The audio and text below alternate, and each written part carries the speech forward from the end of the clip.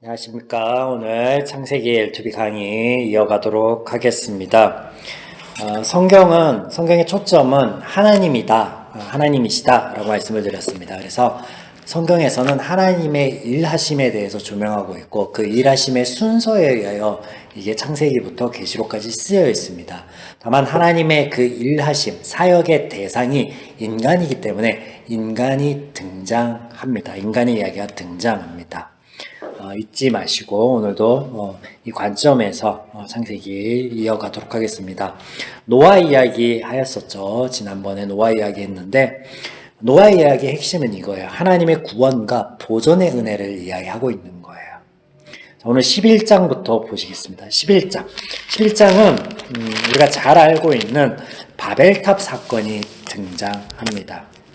홍수 후에 하나님이 약속하여 주신 게 두 가지가 있는데 뭐냐면 보전의 은혜, 무지개를 통하여서 내가 이와 같은 재능이 다시금 너희들을 멸하는 끝까지 내가 그냥 두지 않겠다. 내가 너희를 보존하겠다 하여 주셨고 또 9장 7절에 이런 말씀을 하여 주십니다. 9장 7절 너희는 생육하고 번성하며 땅에 가득하여 그 중에 번성하라 하셨더라. 그래서 하나님께서 아담과 하와에게 말씀하실 때도 너희는 내가 만든 이 창조 세계 안에서 행복하였으면 좋겠어 해서 하나님께서 제일 먼저 하신 게 복을 주시는 거였거든요. 그래서 이 보존된 인류, 하나님의 은혜로 보존된 인류에게도 가장 먼저 하신 게 이 복주심이었습니다. 그래서 아담과 하와를 창조하시고 복을 주신 것처럼 그래서 보면 가득하여라, 온 땅에 가득하여라 이런 말씀하시는데 편만하게 온 땅을 누리며 곳곳에 흩어져 좀 살아라 라고 말씀하시는 거예요. 왜 그런 말씀하셨냐? 그러니까 아담과 하와에게는 말씀하실 때 어떻게 말씀하시냐면 생육하고 번성하라, 땅에 충만하라, 땅을 정복하라, 바다의 물고기와 하늘의 새와 땅에 움직이는 모든 생물을 다스리라. 그러니까 하나님이 만드신 모든 것들을 다스리고 그것 위에서 행복하라 이렇게 말씀하셨는데 조금 차이가 있다면 이 9장 7절에서는 가득하고 번성하고 흩어져서 살아라 이런 말씀을 하셔요. 왜 이런 말씀을 하시는가가 중요하죠. 자, 제 결속이 가져다 주는 결말을 우리가 6장 이후에 보았습니다. 그러니까 죄인들끼리 모여 살면서 어려서부터 생각하고 기획하고 그 모든 게 앞에서 그 결과가 어떤지를 봤단 말이에요.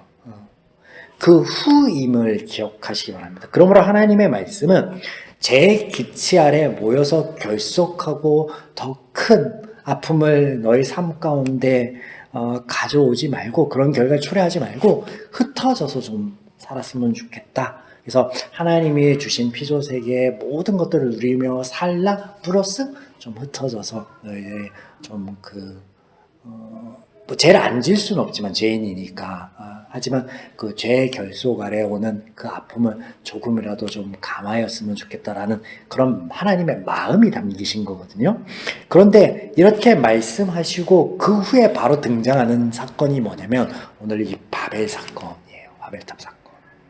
자, 11장 오늘 11장 보시겠습니다. 1절부터 4절에 보시면 온 땅의 언어가 하나요 말이 하나였더라. 이에 그들이 동방으로 옮기다가 신할 평지를 만나 거기 고려하며 서로 말하되 벽돌을 만들어 견고히 굽자 하고 이에 벽돌을 돌로 대신하여며 역청으로 진흙을 대신하고 또 말하되 성읍과 탑을 건설하여 그 탑 꼭대기를 하늘에 닿게 하여 우리의 이름을 내고 온 지면에 흩어짐을 면하자 하였더니 자, 하나님께서 탑을 쌓았기 때문에 그들을 흩으신 게 아니에요.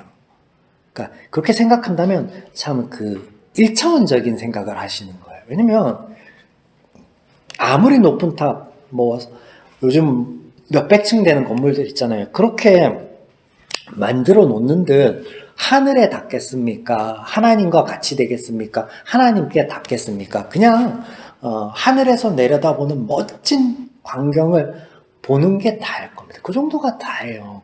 하나님에게는 아무런 영향력을 가져다 주지 못해요. 다만 그것을 짓기 위해서 힘들고 애쓰고 고민하고 해야 되는 건 오로지 인간의 몫인 거죠. 네. 그래서 그런 의미가 아니라 죄의 결속을 막기 위하여 보존하시겠다 약속하셨기 때문에 하나님께서 흩어놓으시는 거예요. 또 쟤네들이 뭔가를 하네. 그래서 저것 때문에 더 아픔을 겪으면 안 될 텐데 라고 흩어놓는 거예요. 그래서 9절, 그러므로 그 이름을 바벨이라 하니 이는 하나님께서 거기서 온 땅의 언어를 혼잡하게 하셨습니다. 여호와께서 거기서 그들을 온 지면에 흩으셨더라. 자, 바벨, 우리에게 아주 익숙한 단어죠. 바빌론, 이게 같은 단어인데 뜻은 혼란입니다. 혼란.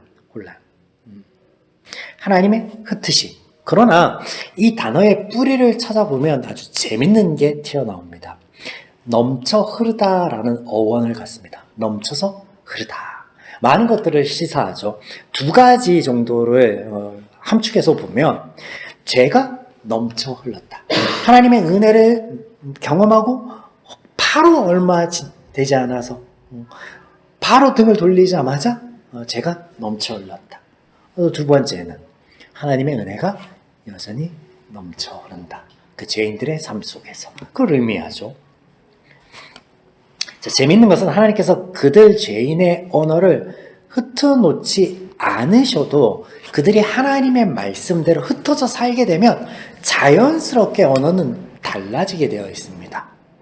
자, 11장 이 말씀 이전에 10장에 보면 노아 이후의 족보 이야기들이 나와요. 노아의 아들들, 3명의 아들들 통하여서 이렇게 그 온 땅에 흩어져 사는 사람들의 이야기가 나오는데 거기 보면 아주 재밌는 기록들이 등장합니다. 10장 보시겠습니다. 1절, 노아의 아들 셈과 함과 야벳의 족보는 이러하니라. 홍수에 그들이 아들들을 낳으니. 5절, 이들로부터 여러 나라 백성들이 나뉘어서 각기 언어와 종족과 나라대로 바닷가의 땅에 머물더라. 나라가 나눠지고 땅이 나눠지고 그러면서 자연스럽게 문화적인 것들이 형성되면서 언어들도 이때 만들어집니다. 이미 언어는 달라졌어요. 자, 19절, 가나안 경계는 시돈에서부터 그라를 지나 가사까지와 소돔과 고모라와 아드마와 스보임을 지나 라사까지였더라. 20절, 이들은 함의 자손이라 각기 족속과 언어와 지방과 나라대로였더라. 똑같죠? 또 똑같이 등장합니다. 30절과 31절. 그들이 거주하는 곳에 메사에서부터 스발로 가는 길의 동쪽 산이었더라. 이들은 셈의 자손이 그 족속과 언어와 지방과 나라대로였더라. 지방과 나라와 대로 족속이 달라지고 언어가 이미 달라졌어요. 그래서 언어를 흩으셨다. 그게 중요한 게 아니에요. 성경은 그걸 얘기하고 있는 게 아니에요. 뭘 얘기하냐면 죄의 결속을 막으시고 흩으시는, 넘쳐 흐르는, 죄가 넘쳐 흐르는 것 가운데 하나님의 은혜도 넘쳐 흐른다라는 것을 보여주고 있는 거죠. 그래서 이런 기록이 바벨전에 등장하여서 은혜를 왜곡치 않도록 하나님이 이 성경의 편집 과정에서도 여전히 함께하고 계심을 우리가 보게 됩니다. 그래서 1차적으로 전제를 놓고 이 11장에 그 세분의 영을 넣었다. 그래서 같은 내용이다. 시기를 따지고 그건 하나님의 일하심과 전혀 상관없는 생각이죠. 문학적으로, 역사적으로 성경을 조명. 하나님은 문학을 얘기하지 않아요. 성경을 통해서 역사를 얘기하지 않아요. 하나님의 일하심에 대해서 말씀하고 계신데 하나님의 성경책을 가지고 역사를 보려고 하고 사람들의 발자취를 찾으려고 하니까 등장하지만 그걸 찾으려고 하니까 전혀 큰 맥락은 못 잡는 거죠. 이런 어리석음이 하나님의 방식은 아닙니다. 엄밀히 말씀드려서 세상의 방식에 익숙해져 있는 우리 그 눈을 가지고 성경을 보니까 자꾸 사람을 보려고 하고 위인전을 보는 것처럼 그 사람의 어떤 행함이나 업적이나 그래서 결과들, 사람이 어떤 걸 했냐보다 어떤 걸 누리고 받았느냐 이런 걸 주목하거든요. 그래서 복, 이런 단어 막 축복 뭐 이런 거에 되게 중점을 두는데 아니에요. 그리고 이후에 살펴보겠지만 야곱과 에서 중에 성경은 야곱이 복되다라고 합니다. 근데 에서는 이 다음 번부터 살펴볼 아브람 때부터 누적된 그 많은 분량의 재물들을 다 누가 봤냐면 에서가 봤거든요. 그리고 야곱은 생고생을 해서 두 때 이룹니다. 두 때. 전부예요. 비교가 안 되죠. 뭘 나한테 이걸 가져왔느냐. 너 가서 그냥 너나 좀 잘해라. 그러면서 그 가져온 거 별로 개의치 않잖아요. 에서가. 그런데 야곱이 복되다라고 하는 걸 성경. 그 다름을 우리가 이해를 하셔야 됩니다. 자, 요 11장에 보면 그 후반부에 셈 족속 이야기가 나오는데 우리가 눈여겨보면 재미있는 대목이 있어서 한 가지만 소개하고 마무리 지으려고 합니다.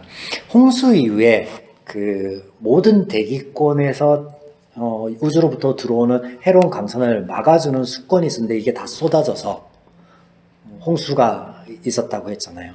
그러니까 지금 뭐 자연과학에서 말하는 것처럼 온 세상에 빙하가 다 녹고 또 뭐 지표면 속에 있는 물들이 다 튀어나와도 3분의 1, 3분의 2밖에 못 덮는데요. 덮을 수가 없대. 그러니까 홍수가 뻥이라는 거야. 근데 지구를 다 덮고 있을 만한 수건이 쏟아지면 충분히 덮고도 남겠죠. 어마어마한 양일 테니까. 그리고 그 다음에 수명이 줄어든 걸 말씀을 드렸잖아요. 그러니까 결과예요. 제 결과로 수명이 들고 또 그 수명이 줄어든 것 자체도 하나님의 은혜다. 왜냐하면 죄인으로서 오래 사는 게 별로 좋지 않습니다. 그래서 그걸 보여주는데 보면 셈의 족보의 시작에서 그 아르박삿 이야기가 나오는데 이 아르박삿이 500년을 삽니다. 그런데 아브라함의 조상, 이 아빠는 몇 살을 사냐? 119년을 삽니다. 몇백을 살다가 훅 줄어서 성경의 기록대로 축 줄어듭니다. 성경은 하나님의 이야기를 하고 있습니다. 그러므로 어느 곳을 펼쳐도 은혜 아는 곳이 없음을 아셔야 합니다. 만약 그렇지 않게 보이는 대목들이 있다면 그것은 죄에 대한 이해가 필요한 것이지 하나님이 잘못됐거나 하나님의 기준이 달라진 것은 아니다. 성경에서 하나님께서 말씀하여 주시는 것을 경청하자 오늘 창세기의 L2B 강의 6번째 시간 가졌습니다. 다음번에 아브라함 이야기를 좀 해보도록 하겠습니다. 감사합니다.